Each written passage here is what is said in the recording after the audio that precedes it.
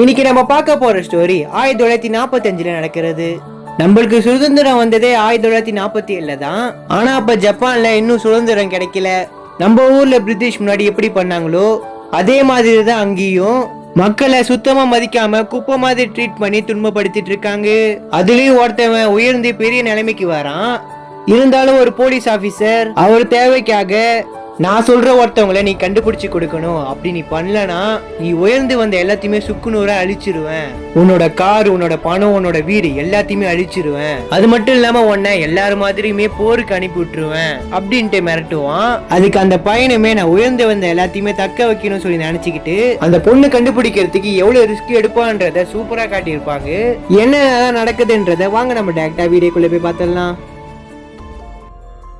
படத்தோட ஸ்டார்டிங்கே ஒரு போலீஸ் ஆபீசர் அங்க இருக்கிற சோல்ஜர்ஸ் கிட்ட நம்ம 2 நாளுக்குள்ள இந்த இடத்த விட்டு போகிறதுக்கான வேலையை பாருங்க, எல்லா தகவலுமே நம்ம ஜப்பானுக்கு கொண்டு போகணும், நம்மளால எது எடுத்துட்டு போக முடியாதோ அது உடனே எரிச்சிருங்க அப்படின்ட்டு அங்க இருக்கிற சோல்ஜர்ஸ் கிட்ட சொல்ல எல்லாரும் அந்த இடத்த விட்டு கிளம்பி போவாங்க. அப்போ ஒரு போலீஸ் ஆபீசர் மட்டும் அந்த இடத்துல நிப்பாரு. எல்லாத்தையுமே எரிச்சுதான் ஆகணுமா அப்படின்ட்டு அந்த போலீஸ் ஆபீசர் கேட்க, நம்ம என்னென்ன விஷயம் செஞ்சுட்டு இருந்தோமோ எல்லாத்தையுமே வெளி உலகத்துக்கு தெரியாம அழிச்சிருங்க, சின்ன தடையும் கூட தெரியக்கூடாது. அதுக்கு போலீஸ் ஆபீசர் கட்டவும் சரின்னு சொல்லி அந்த இடத்த விட்டு கிளம்பிடுவாரு. அதுக்கப்புறம் ஒரு சில பாடி எல்லாம் தூக்கிட்டு போய் ஒரு இடத்துல போடுவாங்க. பார்த்தா அந்த இடத்துல எக்கச்சக்கமான மக்கள் செத்து போய் கிடக்குறாங்க. அப்படியே எல்லா இடமும் சுத்தி வெடி பொருளை செட் பண்றாங்க. எல்லாருமே ஒரு மாதிரி பயத்தோட வேலை பாக்குறாங்க. அப்பன்னு பார்த்து கட்டவும் அந்த இடத்துக்கு வருவாரு. ஆனா அவங்க மூடி வச்சுக்கிற ஒரு இடத்துல இருந்து பயங்கரமா சத்தம் கேக்குது. கட்டவும் சீக்கிரமா வேலையை முடிச்சுட்டு வந்துருங்க அப்படின்ற மாதிரி சொல்லிட்டு போவாரு. அப்படியே அந்த இடம் முழுவதுமே பெட்ரோலை ஊத்தி நிரப்புறாங்க. அது மட்டும் இல்லாம அங்க இறந்து போன மக்கள் மேலயும் பெட்ரோலை ஊத்துறாங்க. அப்படியே இவங்க அடிச்சு வச்ச மக்களையுமே ஜெயிலுக்குள்ளேயே அங்க இருக்க சோல்ஜர்ஸ் எல்லாம் சுட்டு காலி பண்ணிடுறாங்க. அப்படியே இந்த சைட்ல பார்த்தா இவங்க அடிச்சு வச்சுக்கிற ஒரு இடத்துல இருந்து ஏதோ வெளியில வர மாதிரி சத்தம் கேக்குது. இவங்களும் பயத்தோட எல்லா இடத்துலயுமே பெட்ரோலை நிரப்பிட்டு பத்த வைக்கலாம் சொல்லி பாக்கிறதுக்குள்ளேயே அந்த டோரை உடைச்சிட்டு வெளியிலே வந்துருது. அதை பார்த்த இன்னொரு சோல்ஜரும் பத்த வச்சுட்டு அந்த இடத்த விட்டே கிளம்பி போயிடுறான். அப்படியே அங்க இருக்க எல்லா இடமும் பத்திட்டு எரிய ஆரம்பிக்குது. அப்படியே கட்டோட சேர்த்து எல்லா போலீஸ் ஆபீசர் சோல்ஜருமே எல்லாருமே அந்த இடத்த விட்டு கிளம்பி போக ஆரம்பிக்கிறாங்க. அப்படியே அங்க இருக்க இடம் எல்லாம் ஒன்னொன்னா வெடிய ஆரம்பிக்குது. ஆனா ஒரு சோல்ஜர் மட்டும் அந்த ஜெயிலுக்குள்ள மாட்டிட்டு கதறிட்டு கிடப்பான். நெருப்புக்குள்ள இருந்து ஒரு மிருகம் வெளியே வரமே காட்டுறாங்க. அப்படியே இந்த செல்ல பார்த்தா ஊருக்குள்ள காட்டுறாங்க. இந்த ஒரு ஊருக்கு புதுசா ஒரு 2 பேர் வந்திருப்பாங்க. இவ தான் இந்த படத்தோட ஹீரோயின். கூட இருக்கிறது அவங்களோட அப்பா. அப்போ ஒரு சின்ன பையனும் இன்னைக்கான நியூஸ்னு சொல்லி ஒரு பேப்பர் எடுத்து கொடுப்பான். அந்த பேப்பர்ல இருக்க நியூஸ்ல டோக்கியோல குண்டு வந்ததுனால தோல்வி மேகம் ஜப்பானை சூழ்ந்து வருது, எப்ப வேணா ஜப்பான் தோல்வியை சந்திக்கும் அப்படின்ட்டு கியாங்சங்ல எதிர்பார்ப்பு இருக்குது. அப்ப அந்த இடத்துல சோல்ஜர்ஸ் வந்து ஒருத்தவங்க கிட்ட இந்த நியூஸ் பேப்பரை வாங்கி படிக்க இவன் இந்த ஊரை கலகம் படுத்துறான், இவங்க எல்லாருமே கைது பண்ணுங்க அப்படின்ட்டு அங்க இருக்க எல்லா மக்களையும் போட்டு அடிக்க ஆரம்பிச்சிடுறாங்க. இது எல்லாத்தையுமே இவனும் அவங்களோட அப்பாவும் பார்த்துட்டு இருப்பாங்க. அப்படியே செய்யற இடத்துக்கே வந்து அங்க இருக்க எல்லா மக்களுமே அடிச்சு நொறுக்குறாங்க.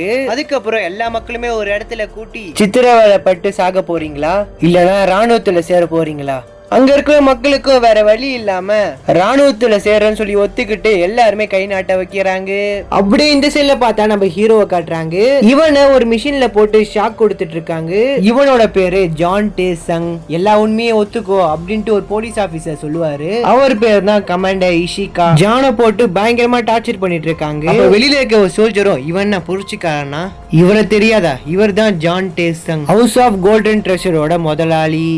ஆனா அந்த இடத்துல எப்பயுமே கூட்டமா இருக்கும். ஏன்னா அது ஒரு அடகு கடை. எல்லாருமே அவங்க கிட்ட இருக்கிற பொருள் எல்லாம் வித்துட்டு அதுக்கு ஏத்த காசை வாங்கிட்டு போவாங்க.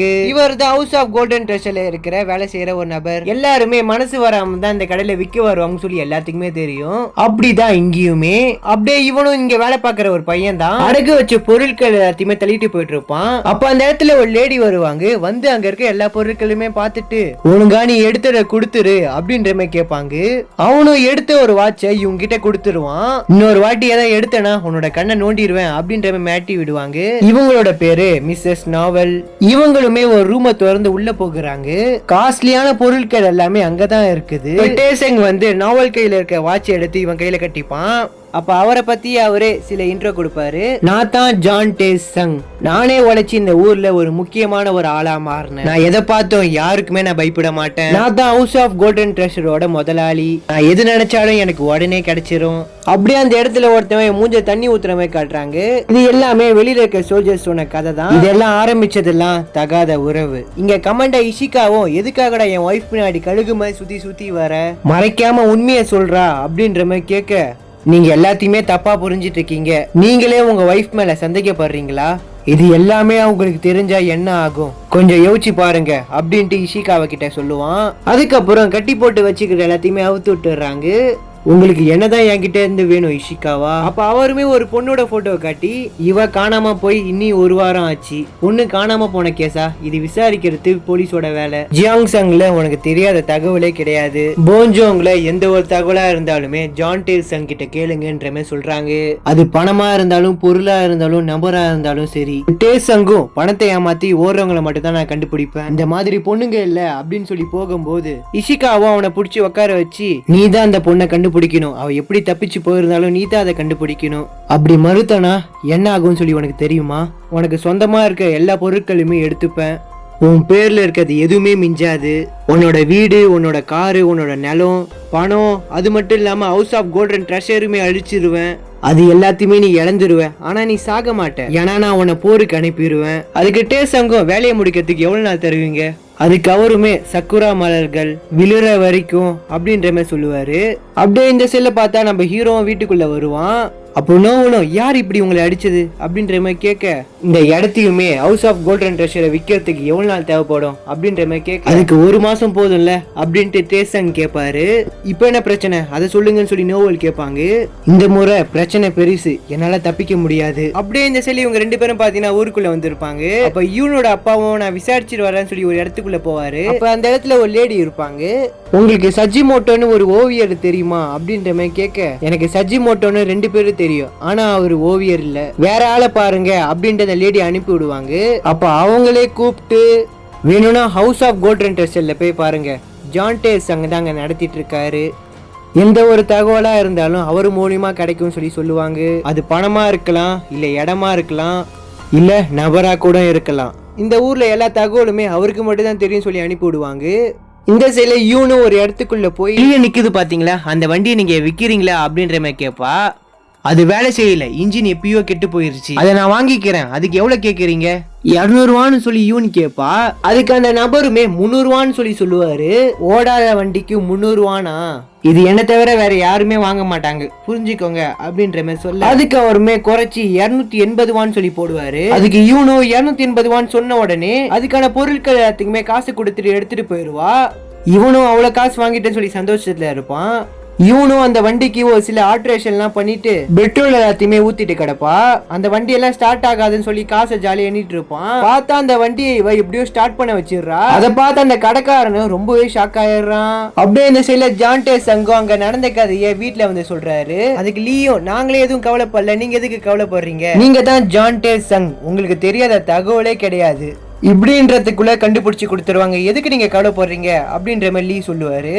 கொஞ்சம் இருங்க, இந்த மாதிரி பொண்ணுங்க காணா போறது புதுசு இல்ல, எல்லா ஊர்லயும் இத பத்தி தான் பேசுறாங்க. மர்மமான முறையில நிறைய பெண்கள் காணாம போறாங்க, அந்த மாதிரிதான் இந்த ஒரு பொண்ணுமே காணாம போயிருப்பாளோ அப்படின்னு அங்க இருக்க சின்ன பையன் சொல்லுவான். அதுக்கு லீயும், நம்ம கிட்ட இருக்க எல்லா பொருட்களுமே வித்துட்டு இந்த ஊரை விட்டு காலி பண்ணி போயிடலாமா அப்படின்ற மாதிரி கேட்பான். அதுக்கு நோவனும் கொஞ்சம் கம்முன்னு இரு, ஒரு பேச்சுக்கு ஜான் எல்லாத்தையும் விற்கணும்னு சொல்லி நினைச்சாருன்னா எல்லாத்துக்குமே விஷயம் காட்டு தீயா பரவும், அதுக்கு என்னன்ற மாதிரி லீ கேட்க, இந்த ஒரு விஷயம் இஷிகா கிட்டயே போவோம், அந்த விஷயம் அவனுக்கு தெரிஞ்சா நம்ம முதலாளிய அரெஸ்ட் பண்ணிடுவாங்க அப்படின்ற மாதிரி நோவல் சொல்லுவாங்க. சங்கம் வெளியில இருக்க எல்லாத்தையுமே பார்த்துட்டு, நம்மள ஃபாலோ பண்ண இஷிகா ஆள் அனுப்பிச்சிருக்கா சொல்லி நினைக்கிறேன். மிஸ்டர் லீ, அந்த பொண்ணு காணாம போயிருக்கான்னு சொல்லி எல்லாத்துக்குமே தகவல் கொடுங்க. அவங்க காணாம போறதுக்கு முன்னாடி என்ன பண்ணிட்டு இருந்தாங்கன்னு சொல்லி தெரியணும். அதுக்கப்புறம் அந்த சின்ன பையன் கிட்டயும் ஒரு தகவலை சொல்லி அனுப்பி விடுறாங்க. அதுக்கப்புறம் நோவல் கிட்டயும் ஒரு விஷயம் சொல்றாங்க, நம்ம சேர்த்து வச்ச எல்லா பொருட்களுமே கொஞ்சம் கொஞ்சமா விற்க ஆரம்பிச்சிருங்க, அதுவும் காஸ்ட்லியான பொருட்கள் இருந்து ஆரம்பிங்க. தேவைப்பட்டா தங்கத்தையுமே பணத்தையுமே வெளியே எடுத்துருங்க. ஒரு மாசத்துக்குள்ள கிளம்புற மாதிரி கப்பலையுமே பாத்துருங்க. தேவைப்பட்டா இந்த ஊர் விட்டே போற நிலைமை வரும். இந்த சைடுல லீயும் அந்த சின்ன பையனும் தகவலை சேமிக்கிறதுக்காக அனுப்பி விடுறாங்க. பார்த்தா அவங்கள ஃபாலோ பண்றதுக்கு போலீஸ் ஆபீசர் அனுப்பி விடுறாங்க. இது எல்லாத்தையுமே நம்மளோட யூன் பார்த்துட்டு தான் இருப்பா. இவனும் இந்த ஊர்ல இவன் பெரிய ஆளுன்னு சொல்லி சொன்னாங்க, எதுக்காக இவனை கண்காணிக்கிறாங்க அப்படின்ற மாதிரி யோசிச்சுட்டு இருப்பா. அப்படியே இந்த சைட்ல ஒரு சோல்ஜரும் இஷிகாவை கிட்ட அவன் கண்காணிக்க ஆளுங்களை அனுப்பி விட்டான் அப்படின்ட்டு சொல்லிட்டு போவாரு. ஆக்சுவலா காணாம போனது இஷிகாவோட ஒய்ஃப் தான். இப்ப அதை கண்டுபிடிக்கிறது தான் நம்ம டேசங்கோட வேலை. பார்த்தா அவங்கள ஒரு ஜெயில போட்டு அடைச்சி வச்சிருப்பாங்க. அப்போ சோல்ஜருமே எல்லாரும் லைன்ல வந்து உக்காருங்க அப்படின்ற மாதிரி சொல்லுவாரு.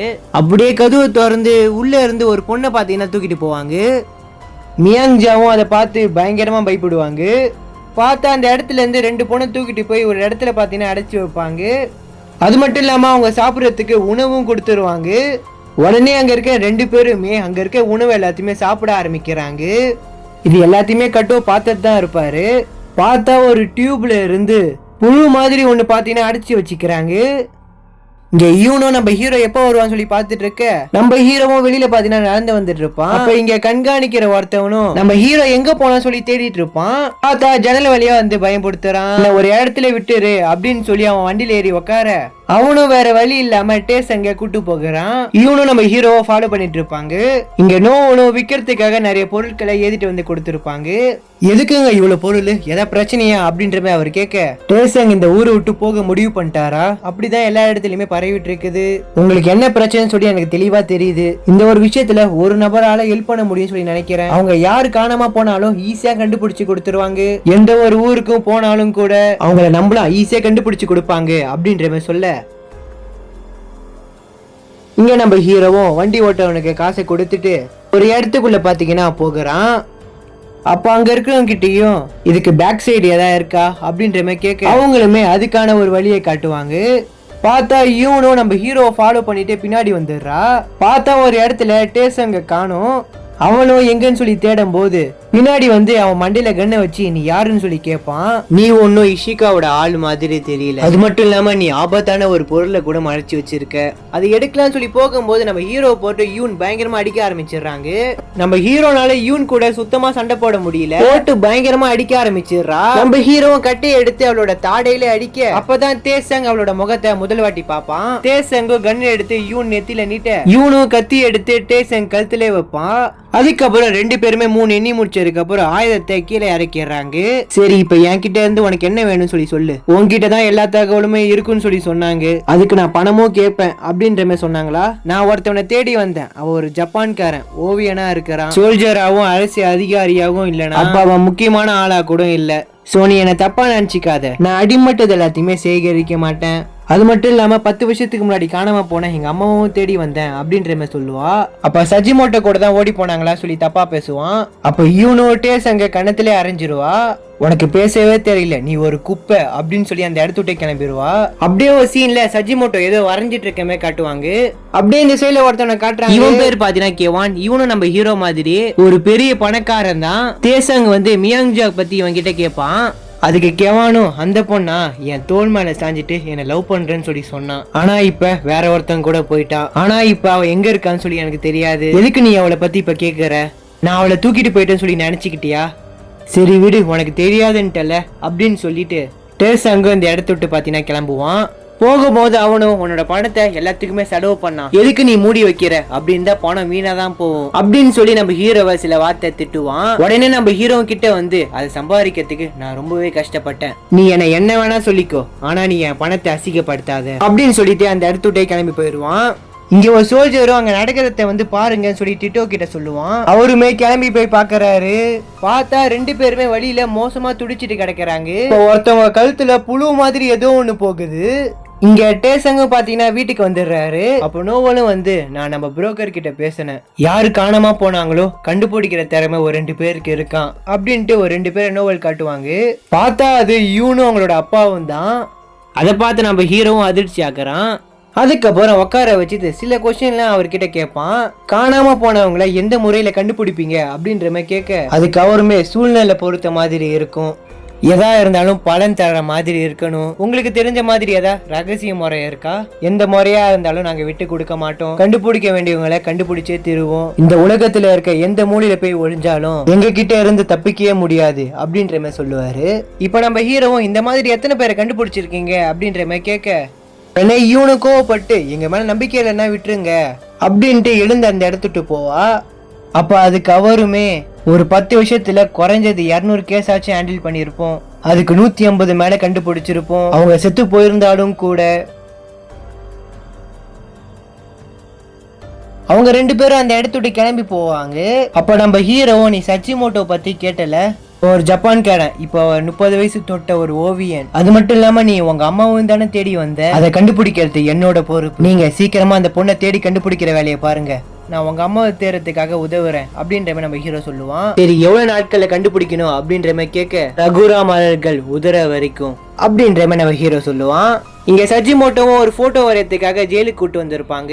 சஜிமோட்டோவும் யாரு உள்ள இருக்கான்னு சொல்லி மெதுவா போய் பார்ப்பான். பார்த்தா அந்த இடம் ஃபுல்லா ரத்தம் காரப்பட்டிருக்கும். அப்ப ஏதோ ஒரு மான்ஸ்டர் அட்டாக் பண்றமே வர, அதோட இந்த ஒரு எபிசோட எண்ட் ஆகுது.